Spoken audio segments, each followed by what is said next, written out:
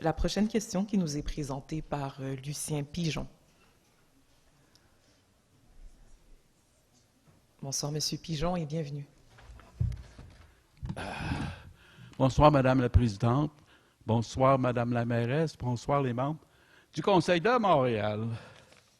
J'aurais des documents à déposer, 3 documents. Je peux les lister. Un, c'est le sujet, c'est l'injustice envers les peuples indigènes que j'ai envoyé à tous les députés de l'Assemblée nationale, comme la dernière fois, mais celui-là, je l'ai envoyé, c'est nouveau, c'est le 10 mars. Injustice towards Indigenous people, I sent to all MPs in Ottawa, to tous les membres du Parlement de l'Ottawa. Le troisième, c'est un document qui traite sur Muslims and Indigenous people face the most discrimination in Canada. Je pourrais-tu les déposer, s'il vous plaît? Merci, monsieur. Mon sujet, il traite sur le racisme et la discrimination contre les Palestiniens. L'analogie entre la crise climatique et la crise humanitaire à Gaza est que les deux sont le résultat d'abus commis par la classe dirigeante, l'un contre l'environnement et l'autre contre les Palestiniens.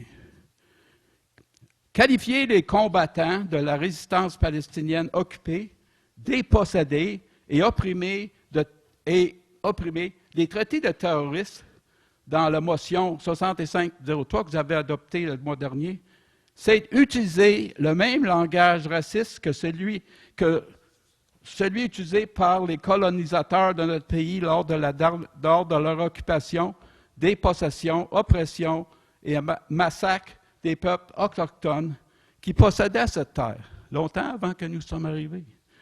Ma question, je vais dire peut-être Mme Plante, mais c'est n'importe qui veut répondre. Si personne ne répond, c'est bien aussi. Ma question est, n'avons-nous rien appris de notre histoire en tant que Canadiens en répétant les mêmes actes de racisme et de discrimination pour lesquels nous avons dit que nous étions désolés? Madame Gracia Kasuki-Katawa. Bonjour. Je vous remercie pour votre question.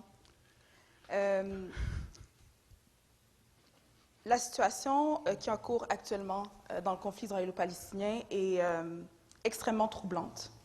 Puis nous, ici, comme élus du conseil municipal de la Ville de Montréal, on doit être en mesure d'accompagner les Montréalaises et Montréalais qui sont affectés par ce conflit international et d'assurer minimalement leur sécurité.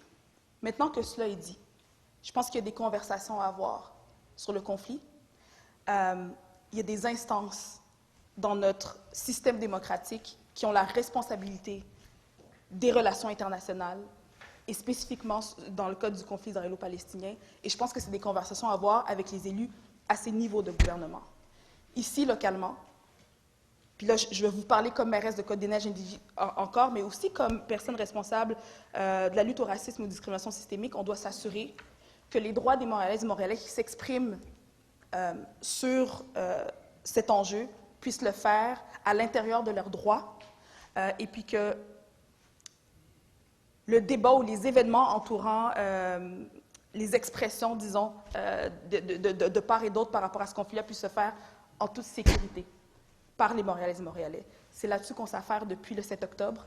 Je suis la mairesse de Côte-des-Neiges, Notre-Dame-de-Grâce, là.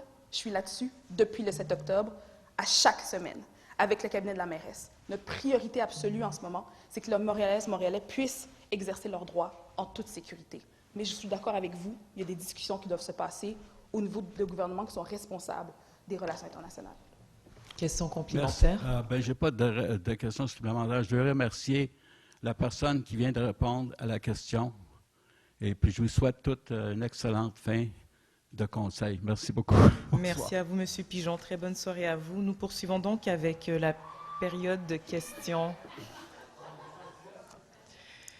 Avec la période de questions des membres du public qui nous ont soumis des questions via le web.